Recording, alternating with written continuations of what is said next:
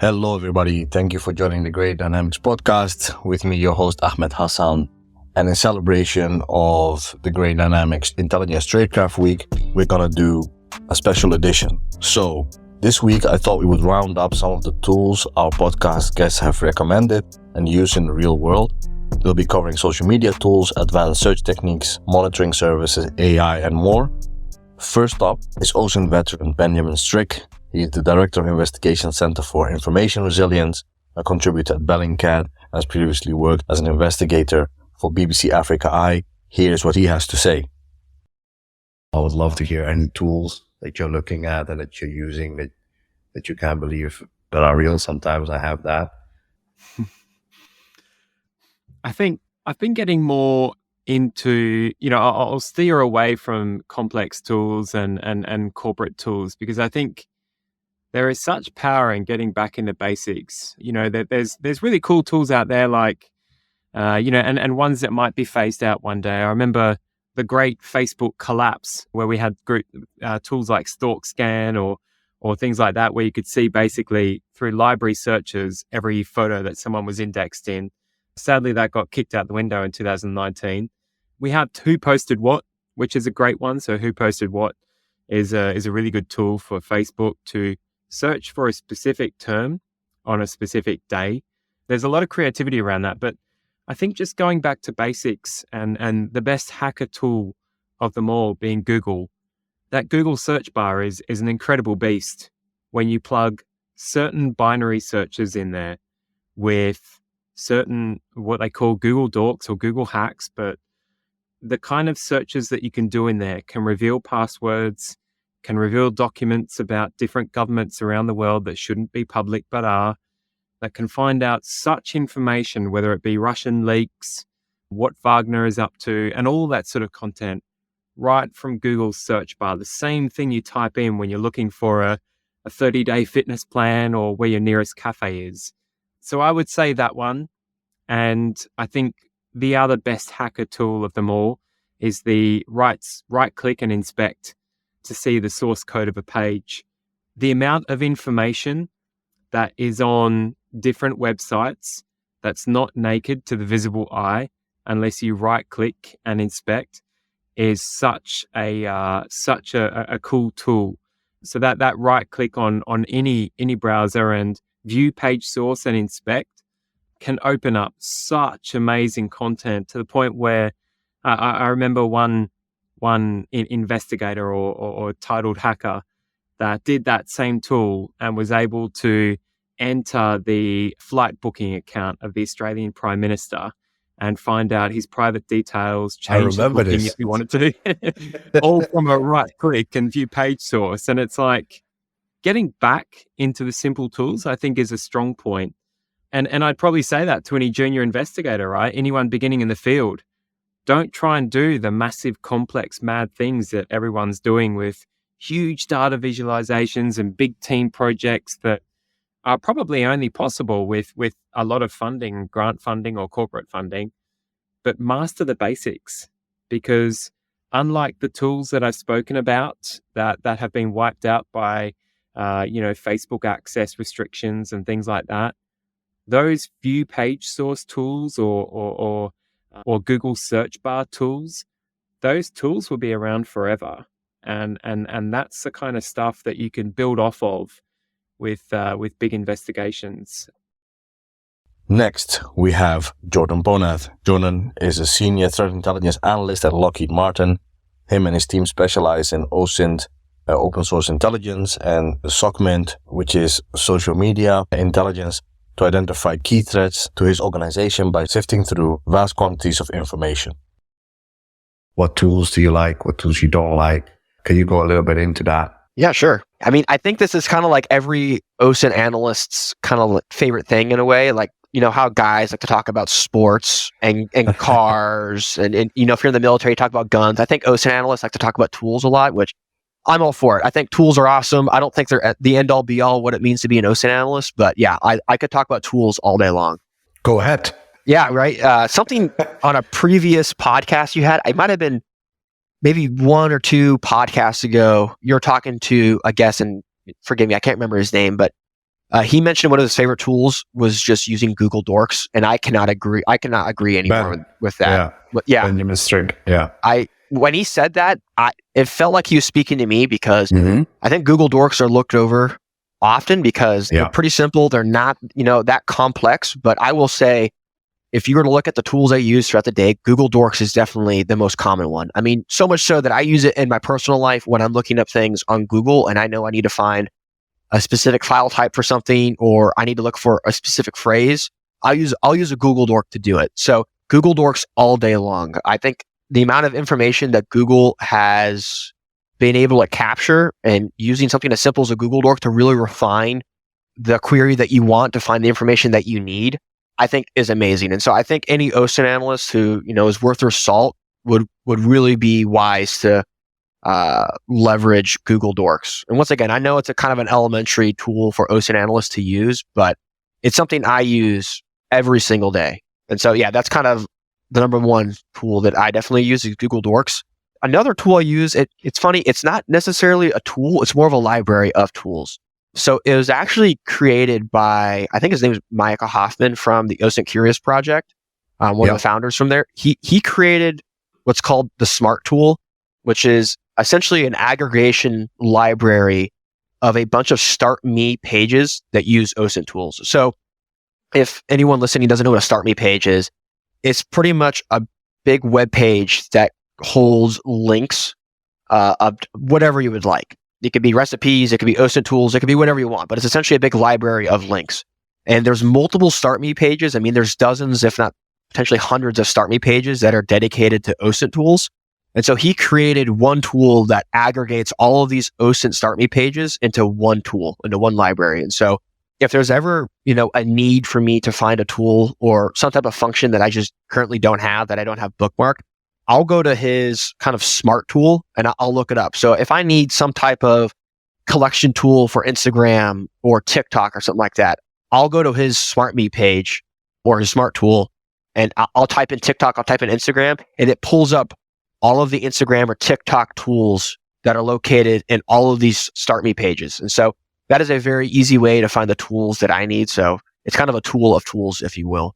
A Swiss Army knife. Yeah, that's a really good way to think about it, because I know for me, when I first got into OSINT, and I think a lot of people would probably share this experience, there's a litany of tools out there and you just don't know what to use for kind of what purpose and stuff like that. And so it's kind of like information overload with the tools, and having one source to go to find, a tool I might need.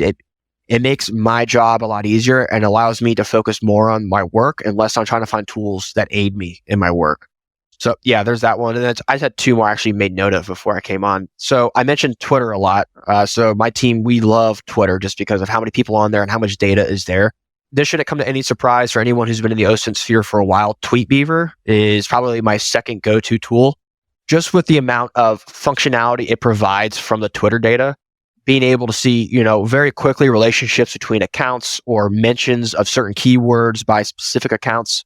Those are just a few examples that we use it for. Now, the downside that TweetBeaver is, and I hope this doesn't happen, with the Twitter API going to a paid model, TweetBeaver tweeted a few weeks ago, that they were going to shut the tool down. I hope that doesn't happen. I hope, they've figured out a way to either get the data through another means that isn't through the API, or they pay for the API. And I'll be honest, I'll pay for TweetBeaver if they need a yearly license so I can continue to use it. So TweetBeaver is definitely a huge tool we use. And then another tool that I don't really think is necessarily an open source intelligence tool, it's more of kind of a workflow aid, is If This Then That, or IFTTT. We use it for kind of helps with some automation things. An example you can use for If This Then That, it's kind of described in the name. You set up conditions for different web applications to perform different actions. So it's derived in the name. If something occurs on a web application, then do this, essentially. So a common use case, you could use it for Telegram or Twitter. You could say, if a specific user tweets, send me an email. That's a very simple kind of workflow you can use for If This Then That. And that kind of can be used for teams who maybe don't have a huge budget for automation tools, but they need some level of automation because what they're doing is scaling bigger than what they can do manually. And so IFTTT can be a huge tool you can leverage that can aid in kind of your automation. And the best thing is it's free. So that's another kind of huge tool that we use. Next, Gareth Westwood, who is now the head of global intelligence at Sibylline. He recommends some of the tools and services he used while working at AstraZeneca Global Security Intelligence Division. What tools do you guys use? And I think for a lot of analysts, that's maybe good to know. So on the global risk side, I can't really tell you exactly what vendors we use because it's contractual things, but you'll find a lot of in-house teams have suppliers that provide kind of global risk intelligence to varying degrees. They might also supply personnel. They might also supply kind of mitigation advice. There are a plethora of companies out there, and obviously I'm not really clear to say exactly what ones we use. And then of course there's kind of the open sources, so BBC monitoring, which isn't completely free to everyone, but there are ways to get an account. And in the UK, we have the likes of RUSI. We find ACLED really good for the conflict kind of stuff. We also find Crisis Watch and Crisis 24, both really good resources, both of which you can pay for to get enhanced subscriptions, but they can be offered for free as well. On the kind of global risk, country risk side of it, the Foreign Office, UK Foreign Office travel advice, the OSAC, which is kind of the US equivalent, in the CIA World Factbook, again, all free, all out there to use. The UN also have some really good data that you can use, and they have various data feeds in various agencies as well. But the UNODC in particular has really good security information. Lately as well, with Ukraine, I've been looking at for the Institute for the Study of War, which is really good, and the Long War Journal. I use that quite a lot in Afghanistan.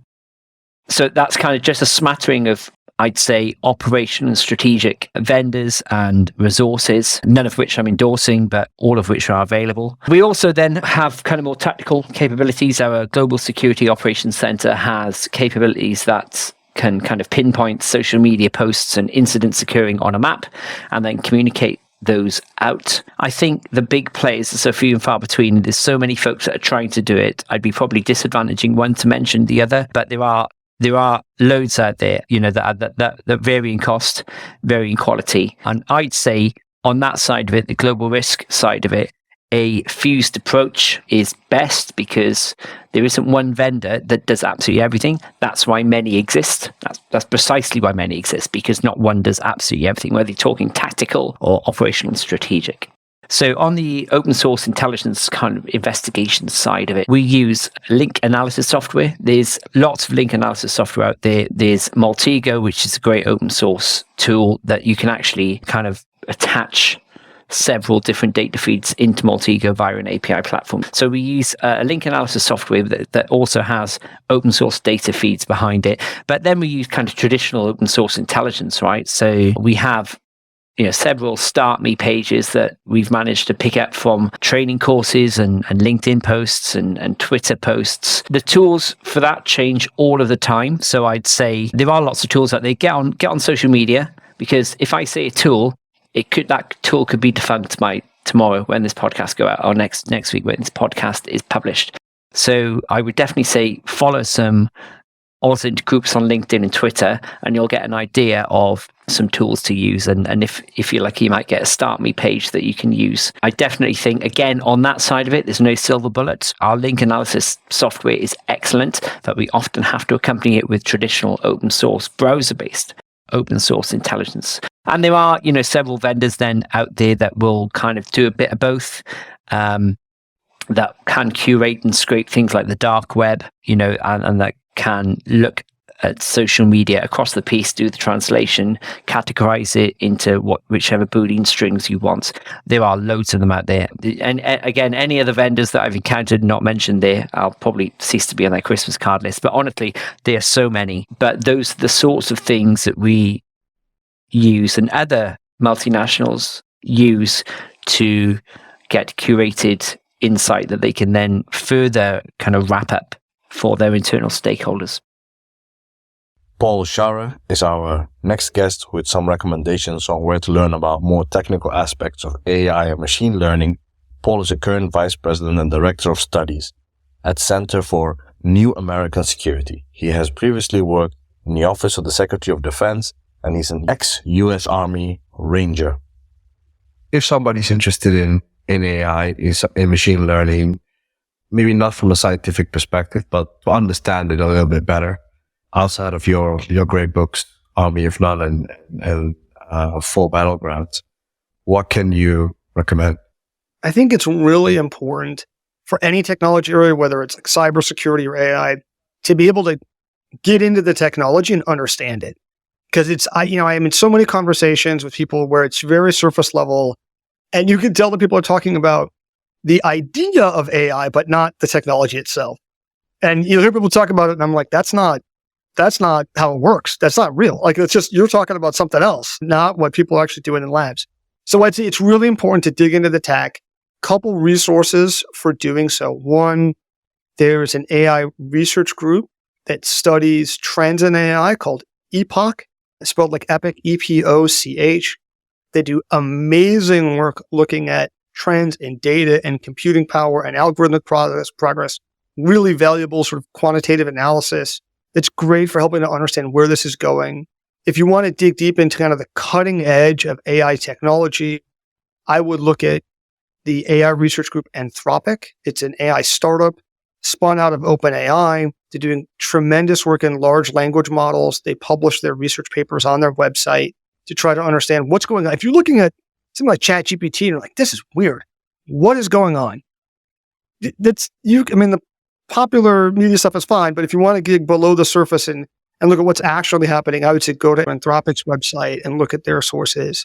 And then there's just some absolutely great emails that you could sign up for, like in many fields. Jack Clark's email newsletter, Import AI, is fabulous. It's a great roll-up of what's going on in the world of AI. And it's a great starting point, but I would encourage readers to also dig deeper on these papers. Go to the great thing about the AI research community is that almost all of the papers are open access. They're published online on archive, a publicly available website where there's no paywall. They're not behind paywalled scientific journals. And so go to the technical papers, read them. If you're a policy person and you don't understand the math, that's fine. You can skip the equations, but read the abstract and the introduction and the discussion, and start wading into the deep end of the pool, because understanding the technical aspects are really critically important. And the technology is moving forward so quickly, and it's going to have transformative effects on society. I think the more people that can understand where this is taking us and help us prepare, all the better. Now for a different kind of tool, languages. This next clip is myself and Schiporst of iIntelligence discussing learning techniques and services. Skip teaches OSINT courses on researching within the Arabic, Chinese, and now Russian parts of internet. You asked me in the beginning of the podcast of any systems. So for me, my system is fairly straightforward, but I will go into that after you answer. Do you have any systems, tricks, tips on how to pick up a new language? I do actually. I've been thinking about posting something on techniques, but techniques have to match someone. Of course, if you're in a university system, you're going to be given the books you need. But if you don't have that, or if you don't have the luxury to study because you're working, there are other ways. But they have to match a bit how you learn. For me, what works best is making an own dictionary, and then every new word and every new structure I learn, make an example of a sentence and just repeat. The best way is really immersion. And like I said before, 4 years of study is a long investment at university.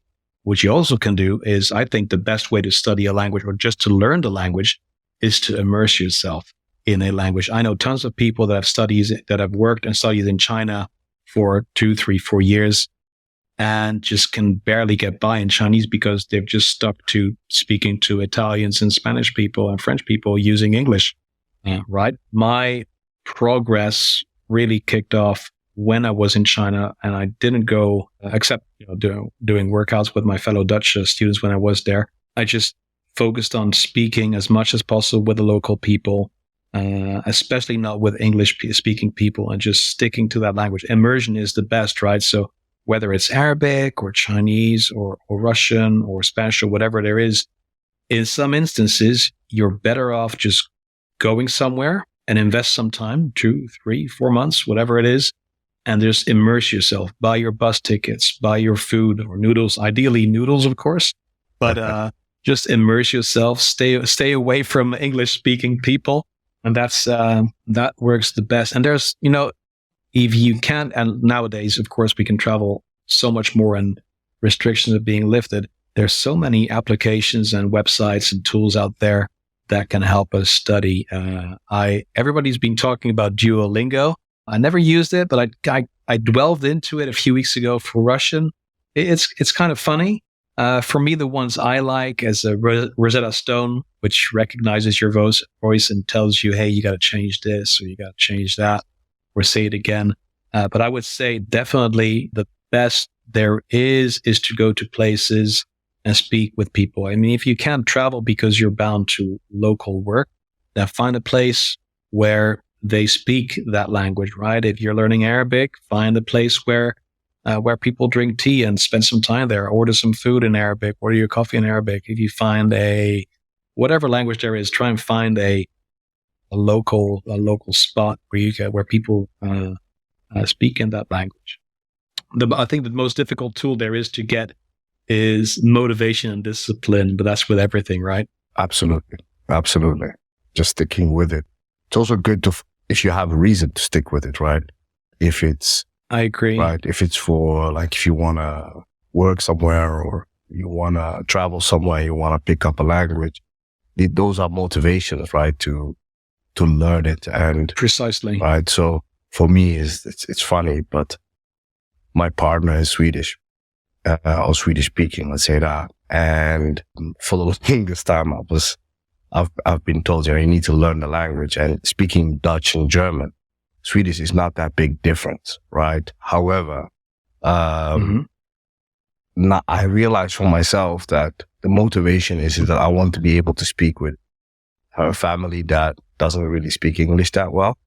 So I instruct them not to speak English with me. So I just have to adapt, and I'm feeling it this year. This year I'm gonna grasp it and be able to have awesome full conversations. And it's not for work or anything, but it's because I want to be able to speak to my family. But on your tip on immersion, I 100% agree with that. It's the biggest one. I don't think that there is anything better than that. But you're in a good position, Ahmed. Yeah. I mean, sorry to cut you off, but you're in a good position and a bad position. The good position because you're immersed in Sweden. Yeah. But the bad position is Swedes are known to be some of the best English speakers of Europe, right? Well, they are. Yeah, they are. They don't really like small talk. So it's not like you just can start talking to somebody. But yeah, they speak English really well. Similar to a lot of other. I'm going to give you a tip, Ahmed. Go ahead. In a second, I'm going to give you a tip. Next time you go somewhere to buy something, bread, tea, whatever it is you want to drink or eat or do or get done, just pretend you don't speak English. People are going to think that's impossible, but just pretend you can only speak Somali and Swedish. So obviously, most Swedish people are not going to speak Somali, so they're going to have to stick to their guns and go for Swedish, man. Immerse yourself in the immersion. That's a good point. I'm gonna remember that and videotape it. Yeah, sure. Share that on social media. No, but if I can give a tip on immersion, so I started my Russian studies, as you earlier talked about Chinese, because since I was a teenager, I was always fascinated by Russia and anything concerning Cold War. My father, when he was in his early 20s. At the time, Somalia was I think they call it scientific communism country. It was still a religious country, but they used mainly socialist government structures. So they were allied with with the Soviet Union at the time. So my father was sent to Russia for training, where he had training actually with KGB. Oh, interesting. Because he was in military intelligence. No kidding. And so told me stories, and I was always interested in it's going to sound really silly, but I started really getting interested into it after I saw Rambo in Afghanistan, right? And so I was like, what is this, right? And I started like, I know it's silly, but that's how I got interested in Russian. And I always said to myself, I'm going to learn it. But there was always another language that was more important to learn at the time, So I have a friend who speaks Russian, Scott, and he said to me, listen, the way to learn a language, and particularly Russian, is, as you said, immersion. And he studied a while back, years ago, in Minsk, in Belarus. And so he was able to pick up the language pretty fast. And he gave me a couple of other tips that didn't really work for me. But I would say, as for like apps, people are interested in that. Like, I think Babbel is the best one that I have tried. It's really good. Okay. So I can say that one. And I know normally we give the tips at the end of the podcast, but now we're on it. We do? Yeah, it's fine. But, and like for immersion, for me, for Russian, I think people know Fiverr, which is like a website marketplace where you can like find experts to design your website or, to build an app for you or something like that. It's like Upwork and Fiverr. So what I did was, used a bit of OSINT, and his tip was find people that can teach you and you can speak with them in Russian. So I went on Fiverr and I found 7 or 6 teachers. And for some reason, most of the teachers are women. Barely any men teaching Russian. So just for people to know that that's kind of like normal. And so I found teachers, most of them I didn't really have a click with. And there was one teacher, and she was from Ukraine, but her mother was Russian, and she spoke Ukrainian and Russian. And this is so pre the invasion. Well, pre the second invasion. They were invaded in 2014, beginning of last year. So what I did was I had 2 lessons a week, one like prep and one speaking. And that's how I started. And then she would start the conversation with, hey, how are you? How was your day? What did you do? In Russian. That's the best. Right. And exactly, it was not that expensive. So that's probably the best tip I can give people to do. You can do it for Arabic. You can do it for Chinese. You can do it for Japanese. There's for any language. I mean, I will remember somebody was learning like Hausa, like an African language, speaking Central Africa. Yeah. And they were learning Hausa on Fiverr, but they found somebody to teach them. And that's not even a written language, I think. I think that's just a spoken language. But people often go into a language with the goal of thinking, hey, I want to be fluent in that. That's not gonna happen. But if you're into, human relations or being able to make a connection with someone, even just showing a person or from a total different continent, country, culture, religion, that you made the effort to get it a bit, to try and get it, that's going to help you so much. I as a silly example, I can give you one. From Iraq, my time there is that when some patrols went to a village, they would come back. When using an interpreter, they would go with an interpreter, come back and say, well, there wasn't so much to report, right? And I'd go there, and then I was asked, well, you want to do this with or without interpreter? I said, no, I'll do it without, right? I'll just put me into it and let me get my Arabic on. Went to the same village a few weeks or months after, I forgot. And then, just by breaking the ice, by speaking, just not only speaking, but just showing, respect for the culture and the language, and just having them or showing them that you kind of make an effort to find the right words. Even if you mess up your pronunciation, even if you mess up the grammar, Absolutely. that's going to resonate with people. And I think, hey, he's doing an effort. And that turned out pretty interesting. We got some very interesting information. There were lots of landmines around that village. There was depleted uranium. They said, oh, whatever you do in this village, just don't go to that tank because it glows at night. No, what I meant is it was, there was depleted uranium, but these kind of things you don't, if the team that went, or the group that went before, I forgot who it was, that they just don't get that. Even if it's through an interpreter, it's just, it gets a bit, how to say, artificial with that filter of an interpreter. Yeah. And just by breaking the ice, you get so much already. Yeah, absolutely. I think with the interpreter also, there are like certain like difficulty layers that I think a lot of people don't understand. Like, is that interpreter from there? Are they from the same clan or the same tribe? Right? Yeah. Definitely. Right. These are things that people don't think about. So if the interpreter speaks Arabic in a certain accent, right? They're like, who is this guy? Right? Absolutely. And you're 100% right in what you're saying, because most people, when you make an effort in speaking their language, they glow. I mean, they smile all of a sudden, like, oh, wow. They open up. Yeah. And even like when I'm like traveling, when you're traveling, like I remember once when I was still living in London, I was standing in line in a cafe, right? And waiting to get coffee. And then in front of me are two girls speaking to each other. And in the beginning, I thought they were speaking Russian, but this is before my Russian journey. And I hear and I listen really well, and I understood that they were speaking Serb, Croatian, or Bosnian. And some of my best friends growing up were from Bosnia, and so I've been there multiple times, and I know a couple of words right now, lots, but as you have friends and they teach you things, and I know how to say like, hey, how are you doing, and simple stuff.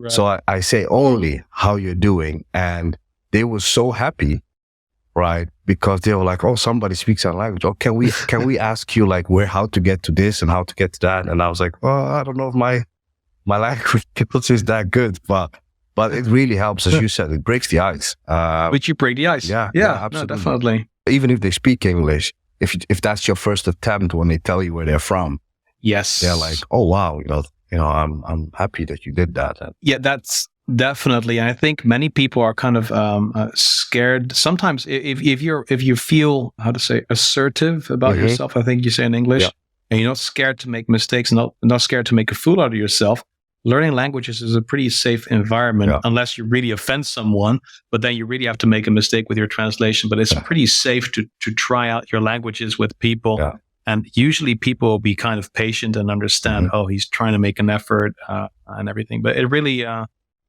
helps a lot. Yeah.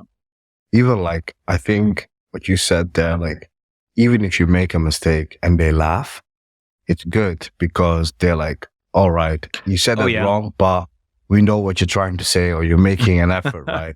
And then some people might find this like crazy, but even though I grew up speaking Somali, my language skills were not that good until I went back there after like 20 years of civil war. And I went back there for the first time and I started speaking to people. They all laughed at me. Like, where the hell did you learn the language? And it's a culture where it's very normal, which is very similar to Dutch, where you're very direct and make fun of each other, which is a term of endearment, right? Oh, really? Right.